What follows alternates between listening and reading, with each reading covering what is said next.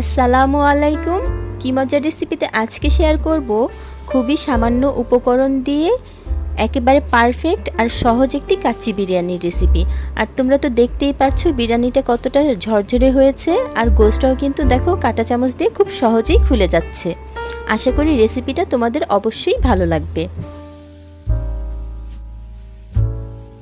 বিরিয়ানির জন্য এখানে আমি গরুর মাংস নিয়েছি 2 কেজি, আর কাচ্চি বিরিয়ানির মাংসগুলো কিন্তু একটু বড়ই হয়, আমি মিডিয়াম করে নিয়েছি। ভালো করে ধুয়ে নিয়েছি। এখন এর মধ্যে দিয়ে দেব স্বাদমতো লবণ, দিয়ে দিলাম ধনিয়া গুঁড়া 1.5 টেবিল চামচ,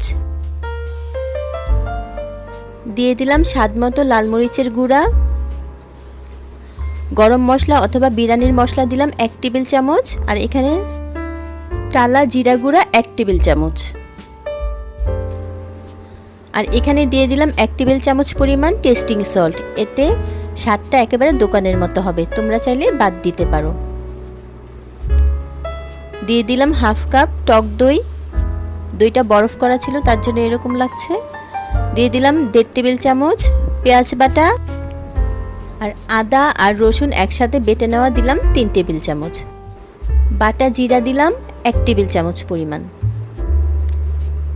খুবই সামান্য পরিমাণ আস্ত গরম মশলা দিলাম, হাফ কাপ টমেটো সস দিলাম, আর হাফ কাপ সরিষার তেল দিলাম। সরিষার তেল দিলে কাচ্চি বিরিয়ানির ফ্লেভারটা অনেক ভালো আসে। আর এখন মাংসের সাথে সব মশলা খুব ভালো করে কষলে কষলে মেখে নিতে হবে, আর যত ভালো করে মাংসটাকে মাখানো হবে তত ভালো স্বাদ হবে, আর মাংসটাও খুব সহজে সেদ্ধ হয়ে যাবে। আর আমি এখানে মাংসটাকে 2 ঘন্টার জন্য ম্যারিনেট করব, তার জন্য আমি এক নাগারে 10 মিনিট মাংসটাকে খুব ভালো করে মেখে নিয়েছি। এতে মাংসের স্বাদটা যেরকম হবে আর মাংসটাও তাড়াতাড়ি সেদ্ধ হয়ে যাবে। আর তোমাদের হাতে সময় থাকলে তোমরা অবশ্যই 2 ঘন্টার বেশি ম্যারিনেট করে রাখবে। আর এই তো মাখা হয়ে গিয়েছে, এখন আমি মাংসটাকে ঢেকে 2 ঘন্টার জন্য রেখে দেব। আর এই তো 2 ঘন্টা পরে আমি মাংসের মধ্যে পেঁয়াজ দিয়ে নিলাম। পেঁয়াজটা আগে দেইনি, কারণ মাংসের মধ্যে পেঁয়াজটা আগে দিলে কিন্তু একটু টকটক হয়ে যায়, তার জন্য আমি ম্যারিনেট করার পরে পেঁয়াজ দিয়ে ভালো করে মেখে নেই মাংসটা। আর এই তো এখানে একটি পাতিলে পর্যাপ্ত পরিমাণ পানি নিলাম, দিয়ে দিলাম আস্ত গরম মশলা খুবই সামান্য পরিমাণ, দিয়ে দিলাম আস্ত জিরা 1 টেবিল চামচ, 2 টেবিল চামচ লবণ, আর এখানে লবণটা একটু বেশি দিতে হবে, আর 1 টেবিল চামচ টেস্টিং সল্ট। তোমরা চাইলে টেস্টিং সল্টের পরিবর্তে এখানে আরও 1 টেবিল চামচ লবণ দিতে পারো। দিয়ে দিলাম 2 টেবিল চামচ সয়াবিন তেল। এখন পানির সাথে সব কিছু ভালো করে মিশিয়ে অপেক্ষা করব পানিটা বলক আসা পর্যন্ত। এই তো পানিটা বলক এসে গিয়েছে। আর এখানে আমি প্রায় 2 কেজি চিনি গুঁড়া চাল খুব ভালো করে ধুয়ে নিয়েছি, তোমরা চাইলে চালের পরিমাণটা আরেকটু কম দিতে পারো। এখন পানির মধ্যে চালটা দিয়ে দিলাম, দিয়ে অবশ্যই একটু ভালো করে নাড়াচাড়া করে দিতে হবে, তা না হলে নিচটা লেগে যেতে পারে। এখন অপেক্ষা করব 4 থেকে 5 মিনিট, অথবা চালটা সব দিক দিয়ে সমানভাবে বলক আসা পর্যন্ত। এখন চালটা থেকে পানিটা ছেঁকে নিতে হবে, আর চালটাকে এভাবে একটু ঝাঁকি দিয়ে নাড়াচাড়া করে দিতে হবে, তাহলে চালটা একটু ঝরঝরে থাকবে। আর এখানে আমি চাল ছাঁকা পানিটা থেকে প্রায় 1 লিটার পানি নিয়েছি, আর দিয়ে দিলাম গুঁড়া দুধ। এখন খুব ভালো করে মিশিয়ে নিলাম। আর এখানে একটি বড় পাতিলে দিয়ে দিলাম হাফ কাপ সয়াবিন তেল, দিয়ে দিলাম স্বাদমতো লবণ আর অরেঞ্জ ফুড কালার। এখন সব কিছু একটু ভালো করে মিশিয়ে নিলাম। দিয়ে দিলাম ডুমো ডুমো করে কেটে রাখা আলু। এখন 4 থেকে 5 মিনিটের জন্য আলুটাকে আমি খুব ভালো করে ভেজে নেব, এর বেশি ভাজার দরকার নেই। ভাজা হয়ে গেলে এর মধ্যে দিয়ে দেব ম্যারিনেট করে রাখা গরুর মাংস। এখন মাংসটাকে চারপাশ দিয়ে সমানভাবে ছড়িয়ে দেব।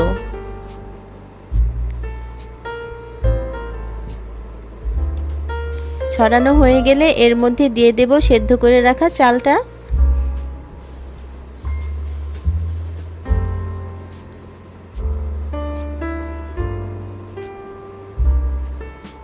এখন চালটাকেও খুব ভালো করে চারপাশে ছড়িয়ে দিতে হবে। এখন এর মধ্যে দিয়ে দেব বানিয়ে রাখা দুধটা। আমি এখানে 2 কেজি চালের জন্য প্রায় 1 লিটার দুধ দিয়েছি। দিয়ে দিলাম পুদিনা পাতা, লেবুর টুকরো,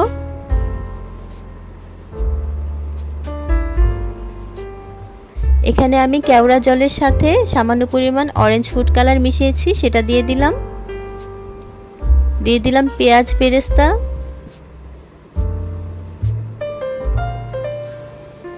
আর উপর থেকে সামান্য পরিমাণ ঘিও ছড়িয়ে দিলাম। সব কিছু দেওয়া হয়ে গেলে এখানে আমি আটা দিয়ে একটি শক্ত ডো করে নিয়েছি। ডোটা আমি পাতিলের চারপাশে ঠিক এভাবে করে দিয়ে নেব। তোমরা কিন্তু এখানে এই আটার ডোয়ের ঝামেলায় না গিয়ে ফয়েল পেপার দিয়েও বিরিয়ানিটা দমে দিতে পারো। এখন এই ডোয়ের উপরে আমি ঢাকনাটা দিয়ে চেপে পাতিলটাকে ঢেকে দেব, যাতে কোনো ভাপ এর মধ্যে থেকে বের না হতে পারে। এখন পাতিলটাকে একটি তাওয়ার উপরে বসিয়ে আমি ঠিক 5 মিনিটের জন্য হাই হিটে রান্না করে নেব। আর 5 মিনিট পরে চুলার আঁচটা লো টু মিডিয়ামে রেখে ঠিক 1 ঘন্টার জন্য, অথবা 1 ঘন্টার থেকে একটু বেশিও লাগতে পারে, রান্না করে নেব। এই তো প্রায় 1 ঘন্টা পরে ফিরে এসেছি। দেখো উপর থেকে কিন্তু বিরিয়ানিতে ভাপ এসে গিয়েছে, বিরিয়ানিটা হয়ে গিয়েছে। আর এখানে আমি কাঁচামরিচ দিয়ে দিলাম, আগে দিতে ভুলে গিয়েছি, তার জন্য এখন দিয়ে দিলাম। এই যে দেখো বিরিয়ানিটা কিন্তু অনেকটা ঝরঝরে হয়েছে। নিচ থেকে একটি আলু উঠিয়ে আমি দেখিয়ে দিচ্ছি যে বিরিয়ানিটা কতটা সুন্দর হয়েছে, আর আলুটাও কিন্তু পুড়ে যায়নি। এই যে দেখো, আর মাংসগুলোও খুব সুন্দর সেদ্ধ হয়েছে।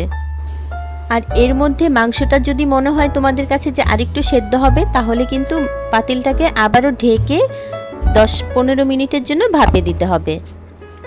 আর এখানে আমি বিরিয়ানিটা বেড়ে নিলাম। দেখো কত সুন্দর হয়েছে। আশা করি রেসিপিটা ভালো লাগবে। ভালো লাগলে প্লিজ লাইক দেবে, কমেন্ট করবে এবং আমার চ্যানেলটা সাবস্ক্রাইব করে আমার পাশে থাকবে। ধন্যবাদ সবাইকে।